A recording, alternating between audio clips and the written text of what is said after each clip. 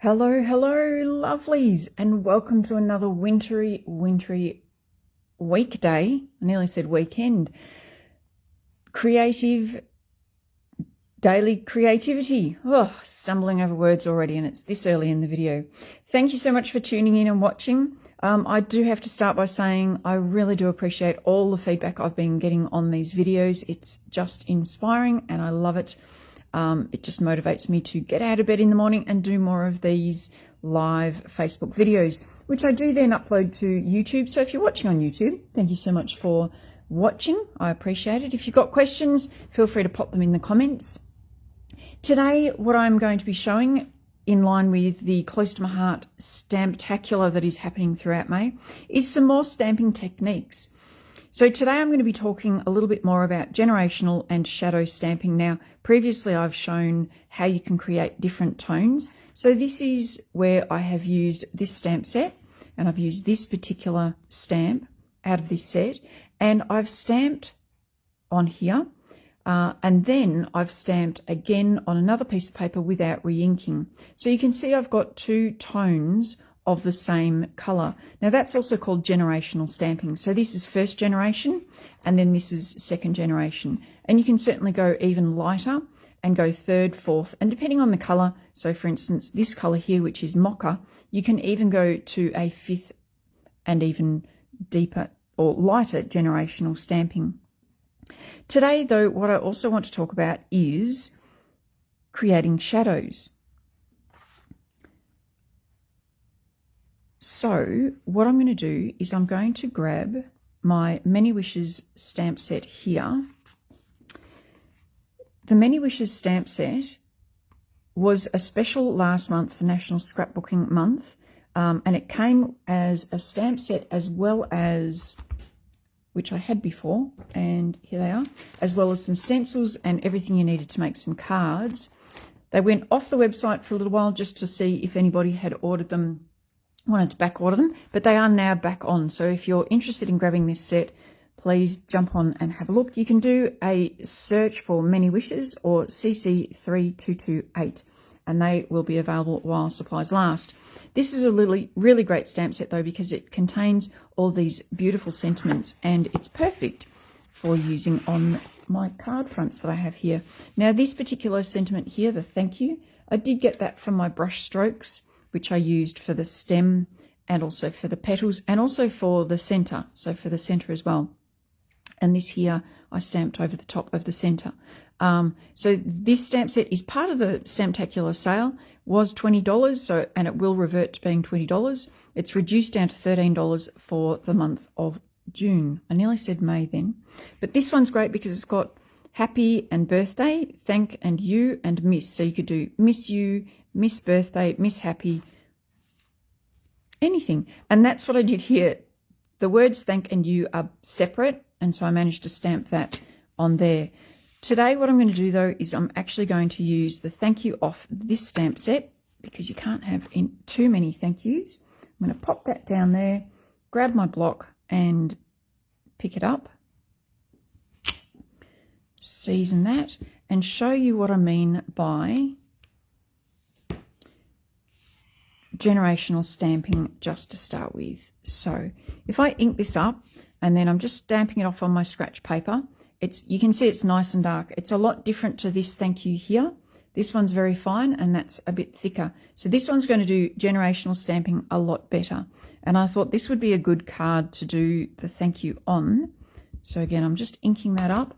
And then what I'm going to do is I'm going to go thank you, thank you, thank you. And how cool does that look? Because I'm very, very grateful to a lot of people who place orders through my website. Thank you, thank you, thank you to all of you. This will be going out to one of my beautiful customers. I'm just going to clean this stamp off. So that is, as I mentioned, generational stamping, first, second, and third generation. But how do you do shadow stamping? Well, it's quite similar. You can see in this stamp set we've also got the word many thanks, and that actually has a shadow on it. Let's see if you can see that properly. So if I bring that up nice and close, you can see the word many thanks is there, but there's also a shadow behind it. Now that is part of the stamp set, but we can create a shadow using this stamp. Now I'm going to get rid of Mocha and I'm going to bring in Candy Apple because I want to show you a couple of different ways of creating shadows. So I'll pop I've got a white daisy piece of cardstock here, and that fits on the front of a card. I have them pre-cut, ready to go. I'm going to pop Candy Apple here, and I've also want to use a little love heart. So this tiny little love heart, and I should have a 1-inch block around somewhere. Okay. So I'm going to start just by putting some love hearts on here. And when you're doing generational stamping, it's really important that you press down and lift off, leave some ink on your block. Whereas when you're not doing generational stamping, so right now I'm not doing generational stamping, I'm just doing one color. Put your stamp onto the page and then wait for the ink to soak in. I'm just trying to decide if I put more than 3 love hearts. I'm going to go up to 5 love hearts. Also, when you're stamping, if you do an odd number, you'll find that it actually looks better than if you do an even number. Now, the sentiment I want to put through here, so I can put 1 more love heart right there in the center. All right, stamp that off and clean it off on my chamois that I've got just off camera. So I've got them down. I just want them to dry for a little bit before I show you exactly what I'm going to do. But when you're doing generational stamping to create a shadow, some people think sometimes, and sorry, I'm just looking to see if I really want to go red and red. I'm going to go red and red. Some people think that they've made a mistake, but I'm going to show you on the scratch piece of paper first. If you stamp and then lift your stamps directly up, shift it either up to the right or up to the left, or down to the left, down to the right, but just a little bit from where you are, and then stamp again, you'll get a shadow. So sometimes what happens is when you're new at stamping, you might stamp and then sort of jump, not that much, but it might bump and you go, oh no, I've made a mistake. No, you haven't. Make it a feature. So that's what I'm going to do on this card here, so I can hold it up to the camera a little bit and show you what I mean. So we're going to stamp and lift. So I'm not holding it on for a long time. I'm just shifting it slightly up and to the right, and then I'm going to push down again, and this time I will hold down, and I'll hold that up. So can you see that now looks like it has a bit of a shadow? Now the thicker the stamp, the less of a gap you've got between the two, and the more it will look like a shadow. But that is shadow stamping.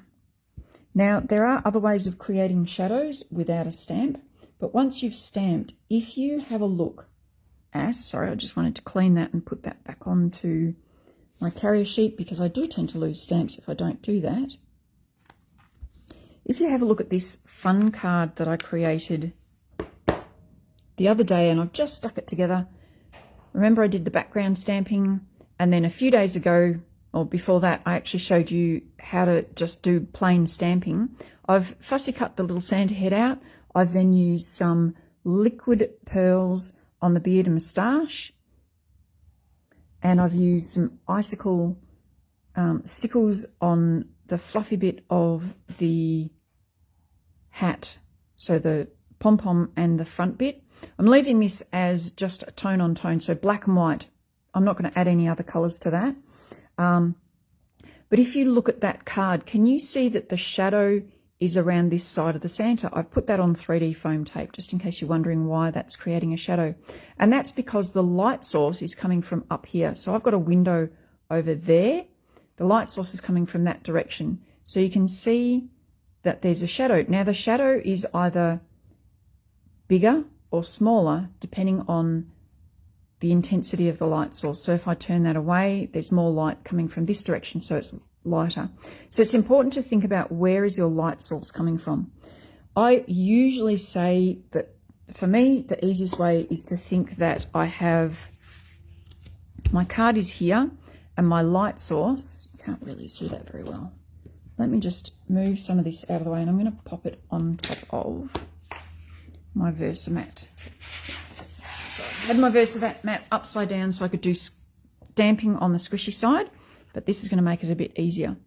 So this is my card here, and I usually say that my light source, let's use my red tape as my light source. My light source, so my sun, is coming from this direction here.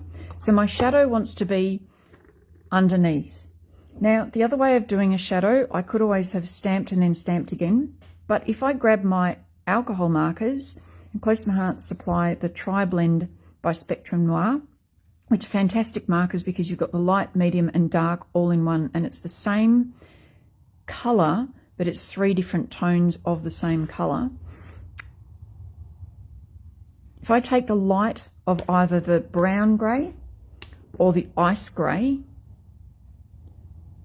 I can create shadows with this. So I'm going to show you how, just as a little adjunct to stamping. Just trying to toss up, I'm going to use the brown grey. Don't know why, just because I am. I might actually grab some scrap cardstock if I can find it. I had some before. So here's the Merry Christmas that I stamped the other day. And I'm just going to test and see. So I'm using the light. And you really only want a very light colour on there. And I'm pretty sure it's the brown grey that's going to go. Yep. So the ice grey is more of a blue. And I don't want blue on this. I really want that brown grey. So I'm just going to pop that back in there. Using the light. Remembering my light sources are up here. So I want my shadows to come on this side of my stamped image. So I'm going to come down like this on all of my hearts. And I do tend to stop talking when I'm colouring. Now, so we've got that side, but also when the sun hits this, it will also shade this side as well. So I'm just going to put a little bit of shadow on that side as well.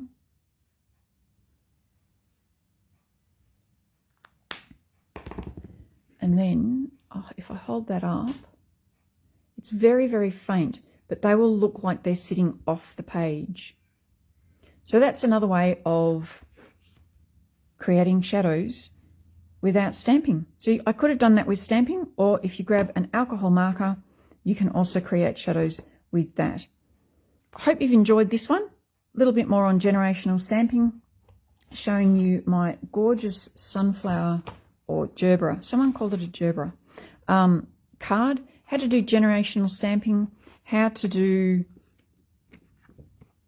a shadow stamp, and also how to do shadows with an alcohol marker. Hope you have a fantastic chilly day, unless of course you're somewhere where it's warm. In that case, please pocket up some sunshine and send it down to me. I'd love it. Actually, I've got sunshine coming in my window, so just some heat would be lovely. I am going to be doing a few different videos over the next few days because I do have Craft Alive in Bendigo coming up, hashtag Bendigo Craft Alive, and so I'll be setting up on Wednesday, Thursday, Friday, Saturday, Sunday. I will be at Craft Alive, hoping to come to you live with, I don't know what, but something. But I will be back on Monday showing you some more beautiful stamping techniques. If you're in Bendigo or feel like coming to Bendigo, please drop in and see me, say hi. Do one of my classes, that'd be great. Otherwise, stay safe, keep crafting, and bye for now.